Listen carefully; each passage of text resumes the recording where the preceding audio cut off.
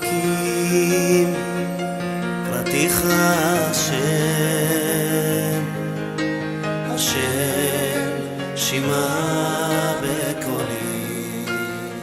Dans la quatrième montée de la paracha de Shemot, la Torah dit la chose suivante. Et Moshe faisait paître le menu bétail de Yitro, son beau-père, prêtre de Midian.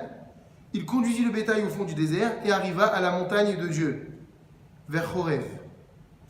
Un ange de Hachem lui apparut dans un feu ardent du sein du buisson. Il regarda et voici que le buisson était embrasé par les flammes, mais le buisson ne se consumait pas. Voici le verset qui va nous intéresser, verset Gimel. Vayomer Moshe asurana ve'er'e et amare agadol hazeh madoua lo yiv'ar asene. Moshe a dit asurana ve'er'e, je vais m'écarter afin de voir et amare agadol hazeh, ce phénomène prodigieux, ce grand phénomène. Madoua lo yiv'ar asene, pourquoi est-ce que le buisson ne se consume pas? Vayar Hachem kisar lirot. Alors là, Hachem a vu que Moshe s'était écarté pour voir. Vayikra elav Elohim mitor hasene. Dieu l'appela du sein du buisson. Vayomer Moshe, Moshe. Il dit Moshe, Moshe. Vayomer ineni. Et Moshe répondit me voici. Voilà le verset qu'on va étudier, ce passage qu'on va essayer de comprendre un petit peu. On prend le livre donc d'Afrav Bet. Sur ce verset où la Torah nous dit que Moshe s'est dit je vais m'écarter afin de voir, je vais me déplacer afin de voir ce phénomène immense, un buisson qui brûle mais qui ne se consume pas. Voilà ce que dit le Midrash Tanchuma à ce sujet. Rabbi Yochanan Amar, Rabbi Yochanan a dit Shlosha Pesiot passa Moshe. Les Chachamim essaient de comprendre que signifie l'expression je vais m'écarter pour voir. Ça veut dire quoi je vais m'écarter? Qu'est-ce qu'il a fait Moshe? D'après Rabbi Yochanan, il a fait 3 petits pas. Shlosha Pesiot passa Moshe. 3 petits pas.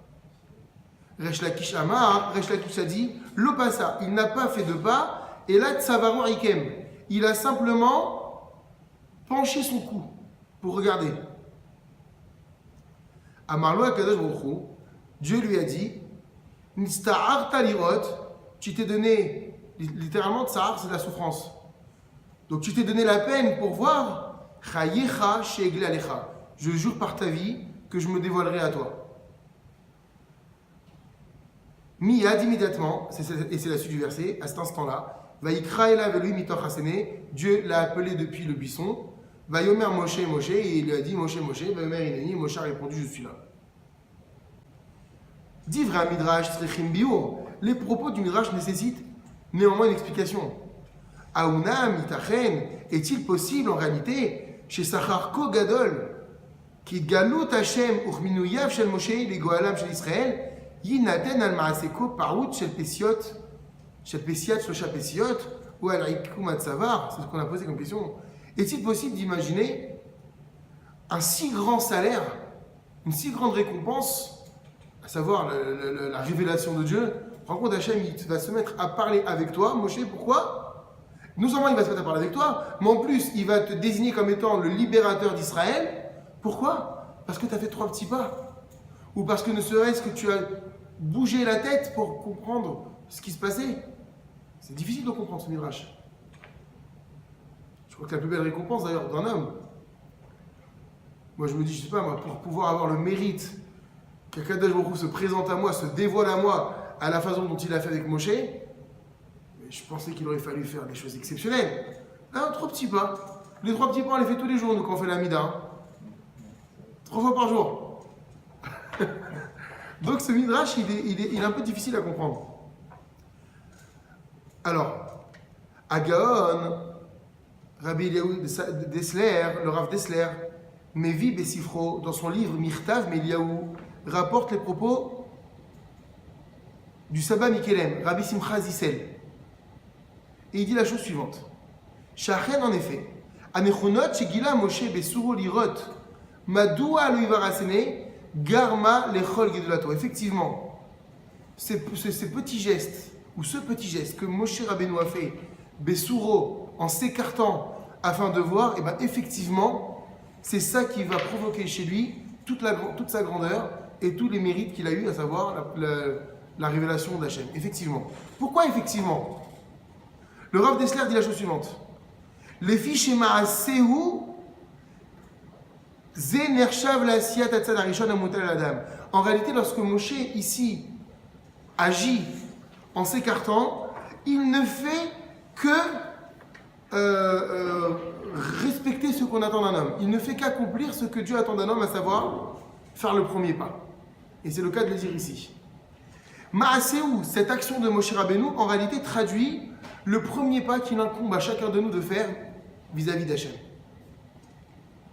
Al-Tza'ad Ze, et sur ce pas-là, Amrou Chazal, nos Chachamim ont dit dans le Midrash, Shir Hashirim, Pitroli Petar, Kefitro Shan Machat, Dieu dit, ouvrez-moi ne serait-ce que l'ouverture du chat d'une aiguille, Va'ani Eftach Lachem Petachim, et moi j'ouvrirai des ouvertures, Shiyu Agalot Vekaroniyot Nichnasot Bo, ou même des chars, des trains, des wagons pourront y passer. Donc il faut imaginer cette petite aiguille que toi tu as ouvert, ce petit point-là, Hachem dit, si toi tu m'ouvres cette grandeur, moi je t'ouvrirai toutes les portes du monde en fait. C'est ça ce premier pas. Juste moi la petite pointe.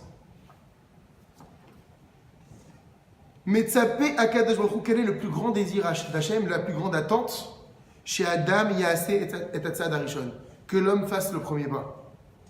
Ou Mishena Asad Saadze, et dès lors que ce premier pas a été fait, Niftachim Otsarot Hashamaim, les trésors du ciel s'ouvriront à lui. Mesayeimlo, on l'aidera, ou Mashlimim et Kol Chefzo, et on l'aidera à parvenir à assouvir tous ses besoins. Et Kol Chefzo, tout ce qu'il désire. Pourquoi? Tout simplement parce qu'il a fait un seul pas. Donc en réalité ici, le sabbat de Kelem, il nous dit, toi tu es étonné parce que Moshe il fait 3 pas, il va avoir cette récompense. Il ne fait que ce qu'Akadosh Baruch Hu attend d'un être humain. Et oui, effectivement, quand tu fais le premier pas, Hachem il t'ouvre toutes les portes du ciel. Pourquoi? Parce que toi tu as ouvert le chat d'une aiguille. En réalité, c'est vrai que le chat d'une aiguille vis-à-vis de ce qu'Akadosh Baruch Hu va ouvrir pour moi, c'est pas comparable. Mais à notre niveau, on sait combien en tant qu'être humain, en tant qu'homme, fait de chair et de sang, le premier pas il est difficile. Allez, saute le pas, on te dit. C'est vrai, c'est un pas on te demande de faire. Oui, mais c'est très dur. Et c'est à cette mesure-là, Akadosh Baruch Hu, il mesure comme il faut. Il a conscience de la difficulté même d'un seul pas. Il te dit, je t'assure que moi, si tu fais cet effort-là, tu ne peux pas t'imaginer toutes les brachot que je peux faire tomber sur toi du ciel. La preuve, regarde Moshe Rabbeinu, à ton niveau, tu dis, mais attends, il a juste tendu le cou. Tu dis, bah pour moi, je considère ça comme un premier pas. Et je le récompense de façon infinie, je vais me dévoiler à lui. Et je vais le désigner comme étant le libérateur d'Israël, parce que justement, il a fait ce premier effort que j'attends. Yesodze, Choser, Venishne, Bimkomot, de Safim, Barachatenu. Et ce fondement revient à plusieurs reprises dans le livre de Shemot et de notre paracha en particulier. Qu'est-ce qui se passe dans la paracha? Moshe Mashlich Matei Wartsa, Dieu va demander à Moshe de jeter son bâton à terre. Et que nous dit la Torah? Vaïl et Tanin. Le bâton est devenu un serpent. Betzivou Yachem, et voilà qu'Hachem va demander à Moshe, et sous l'ordre d'Hachem, il a saisi le serpent par la queue, Ve'anachash choser liot mate kemikodem. Et voilà que le serpent est redevenu dans sa paume, dans sa main, un bâton. Alors la Torah te pose la question, est-ce que ce miracle de ce serpent qui redevient un bâton n'aurait-il pas pu avoir lieu sans que Moshe le prenne par la queue? Pourquoi est-ce qu'il faut que Moshe aille le saisir par la queue? Et bien la Torah répond, Afkan, même ici, Ba'im le lamedenu, Shishtadluto shel Moshe garma le nachash lefer le mate. En réalité, ici, la Torah veut nous montrer que cet effort que Moshe va faire, c'est ça qui va rendre le serpent un bâton. C'est que le miracle, en fait, ne peut avoir lieu que dans la mesure où il y a eu un ishtadlut, exactement, un effort de la part de l'être humain. Et donc, Hachem attend, ne veut pas que le miracle vienne de lui-même. En fait, Hachem ne veut intervenir que dans la mesure où avant cela, il y a eu un petit réveil de la part de cet homme-là. Et donc, ici, c'est symbolisé par le fait que Moshe va prendre le bout du serpent. On voit qu'à peine il a touché la queue, le serpent est redevenu dans sa main un bâton. Belo ishtadlut klal, sans aucun effort, en netzapot lenissim. Il n'y a pas lieu d'espérer en un miracle ou en une intervention divine, quelle qu'elle soit. Ima ishtadlut, mais avec la ishtadlut, avec l'effort, on a vu ici, c'est pas un effort finalement monstrueux, hein. Bon, le serpent, ça peut faire peut-être un petit peu peur. Mais quand c'est Dieu qui te dit, vas-y, tends ta main, prends-le, c'est pas un effort surhumain. Donne-moi simplement de faire le geste qu'il faut pour montrer à Kadosh Baruch Hu que tu fais le premier pas. Imaïshtadlut, avec l'effort, afilou imimo, à tête, même s'il est moindre cet effort, kemo achizat biznavo, comme le fait de saisir simplement la queue du serpent, c'était le cas pour Moshe, itrache shanes, alors le miracle se produit. Sois pas étonné quand il arrive des choses fabuleuses. Les choses fabuleuses n'arrivent que lorsque l'être humain fait son petit pas. Donc là, on voit dans notre paracha deux événements qui sont le résultat d'un effort. Premièrement, la scène du buisson ardent. Deuxième cas dans la paracha, l'histoire du serpent, du bâton qui se transforme en serpent. Amikra Shlishi, le troisième cas qui va être apporté dans la paracha, Kodem Ishnaïm et qui est antérieur à ces deux situations que Moshe connaît, c'est le cas de Bithia. Bithia, c'était qui? C'était la fille de Pharaon. Rappelez-vous la scène, comme elle est jolie. Yocheved, la maman de Moshe, est obligée de se défaire du petit. Elle le met dans un moïse et elle le laisse partir sur le Nil. Et on connaît tous cette belle scène où la fille de Pharaon voit le berceau voguer sur l'eau. Et qu'est-ce qu'elle fait? Elle vient pour l'attraper, mais il est trop loin le berceau. Il se passe un miracle extraordinaire. La Torah va dire son bras s'est allongé. Donc effectivement, dans le deuxième chapitre du livre de Shemot, la Torah nous fait savoir que la maman de Moshe ne peut plus garder le bébé, le cacher. Vatikarlot et Vatgomé, donc elle a confectionné une arche en osier. Elle y a placé le bébé à l'intérieur, elle a laissé partir sur le rivage du Nil. Et voilà le pasouké. Va tered bat paro lichot alayor. À cet instant-là, la fille de Pharaon descendait dans le Nil pour se laver. Va tered ateva betoch hasouf. Va tishlach et amata. Va tikachea. Elle aperçut le panier au milieu des roseaux et envoya à Mata sa servante. Va tikachea et elle prit le panier en osier. Ça, c'est ce que nous dit le verset de la Torah. Regardez le Rashi. Et Amata. On a traduit Amata, c'est vrai, c'est sa servante. Ve'em darshu et Amata et Yada. Et nos Chachamim ont expliqué, dit Rashi, et Amata, sa servante, c'est et Yada. Ça veut dire aussi sa main. Ve'nishtarbeva Amata amot arbe. Et sa main s'est allongée en plusieurs coudées. Une coudée, c'est environ 50 cm. C'est la taille d'un bras. Disent nos Chachamim, il y a un miracle. Et son bras est devenu aussi long que plusieurs coudées. Qu'est-ce qu'on va apprendre ici? Atzad Hashave Bishlosha Mikrim. Quel est le point commun entre ces trois événements qui sont mentionnés dans la paracha? On a dit le déplacement de Moshe devant le buisson, la situation du serpent, qui était un bâton à l'origine, et ici, la main de la fille de Pharaon qui s'allonge pour récupérer la corbeille. Ben, le point commun, c'est Pitrouli Pétar et Pitro Shalmachat. Ouvrez-moi l'ouverture du chat d'une aiguille, c'est tout. C'est tout ce que j'attends de vous. Faites ce petit geste. Leitim Niftach Pétar. Alors c'est vrai que parfois, cette ouverture, même si elle n'est faite à l'idée à Adam Beisar Adat, même si l'ouverture, elle est le fruit d'une inadvertance, entre guillemets, de quelque chose qui n'est pas intentionnel. Ça a été le cas de Moshe, par exemple, devant le buisson. Il n'a pas fait quelque chose de prodigieux. Il a simplement déplacé son corps de 3 pas. Simplement tourné la tête. Il n'a pas fait quelque chose de façon consciente. Et on voit que malgré tout, ça suffit pour être considéré par Dieu comme quelque chose étant Pitro Shel Machat, l'ouverture du chat d'une aiguille. L'ifamim, parfois, ou ba kemilou itzav Hashem. Le fait de simplement répondre à une attente divine, comme ça a été le cas pour la saisie du serpent, ça s'appelle aussi, c'est une deuxième dimension de Pitro Shel Machat, de l'ouverture du chat d'une aiguille. Et parfois, Hachem peut attendre un tout petit peu plus, où vraiment, ni c'est le fruit d'une inconscience, ni c'est le résultat d'un commandement divin, mais des fois, c'est simplement l'homme qui prend la décision de faire quelque chose. Et c'est l'idée de Bithia. Personne ne lui a dit d'aller chercher le berceau ici.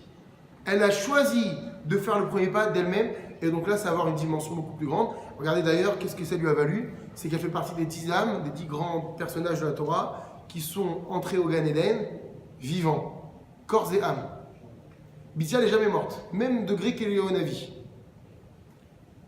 Donc on voit que cette dimension de Pitro Shel Machat, du chat d'une aiguille, en fait finalement, elle peut se traduire de plusieurs façons. Soit la plus facile, nous on ne le sait pas, mais Hachem le considère ainsi. Tu as fait un geste, il n'a pas demandé un grand effort de ta part, moi je le considère comme tel. Ou bien tu réponds à une attente d'Akadosh Baruch Hu, c'est l'histoire du serpent, Hachem le considère comme le chat d'une aiguille. Ou bien des fois, fais le geste sans que je te le demande, même le plus infime qui soit, le plus insignifiant qui soit, Akadosh Baruch Hu il le considère comme Pitro Shel Machat. Des fois, la chose, elle peut te paraître très dure à réaliser. C'est ça qu'on est en train de voir. Au-dessus de tes forces, au-dessus de la nature.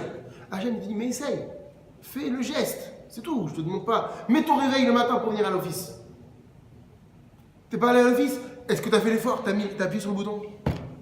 Ton Shabbat, essaye de faire Shabbat, essaye. Dis, tiens, vendredi, j'essaye. Bon, c'est vrai que peut-être mon Shabbat, je ne vais pas le faire à fond, mais tu as ouvert le chat d'une aiguille, Akadosh Baruch Hu, il t'aide à réaliser ce que tu veux. C'est ça qu'on a dit au départ. Nous, au départ, on pensait Hachem va m'aider à assouvir ce que je désire. Au niveau matériel, je pensais. Tu dis, mais même ce que toi, tu as envie de faire Shabbat. En réalité, le juif, son désir le plus profond, sa neshama, c'est de faire plaisir à Hachem. Maintenant, les tzara, notre corps, les vicissitudes de la vie font que on n'est pas assez fort. Hachem te dit, si toi, tu as envie de le faire, si tu commences simplement l'action, le désir, je t'aiderai à y arriver. Donc dire par exemple, Shabbat c'est trop dur, c'est pas pour moi. Manger cachère, c'est pas possible, j'arrive pas, c'est trop. Donc si simplement tu montres que tu as envie d'essayer, tu as envie de le faire, Akadosh Baruch Hu, il te rend Moshe Rabbeinu. C'était qui Bithia? La fille de Pharaon. Pharaon c'était l'homme qui symbolise à cette époque le mal par excellence. La Toum'a, l'impureté la plus grande de la planète. Et pourtant là, sa fille, qui vit dans cet environnement, va simplement descendre dans le Nil, tendre le bras, Akadosh Baruch Hu va la rendre immortelle. D'accord? Donc c'est ce principe qui est fondamental, disent nos Chachamim. Le fait simplement de se déplacer pour quelque chose, de montrer à Akadosh Baruch Hu que j'ai envie de m'intéresser. C'est ce qu'il a fait, Moshe Rabbeinu. Il a envie de comprendre, mais pourquoi il ne brûle pas ce buisson? Besefer Oriel, dans le livre Oriel, Chelek Gimel, Amoud Shin Chavbet, Mouva Machal, il rapporte ici une parabole, Nifla, prodigieuse, à Mamrish, pour nous faire comprendre, Maou Pitrouli Petar Shel Machat, que signifie cette expression, fondamentalement, ouvrez-moi le chat d'une aiguille et moi, je vous ouvrirai tout ce qu'il faut. Il dit à quoi ça ressemble, si on devait comparer. Les Adam Raev Lalechem, un homme qui était affamé, Vetsamé Lemaïm et assoiffé, Amistovev Bekishlan Birkaïm, tellement faim et soif que là il est à genoux, il n'en peut plus. Vekimat Afsukochotav, il est en train de perdre ses forces. Admeat Venenu, il est encore un petit peu et il meurt de faim. Aval, mais les Fanav, qu'est-ce qu'il voit devant lui? Roehu Berinav Ulam Gadol Veruchav Yadayim.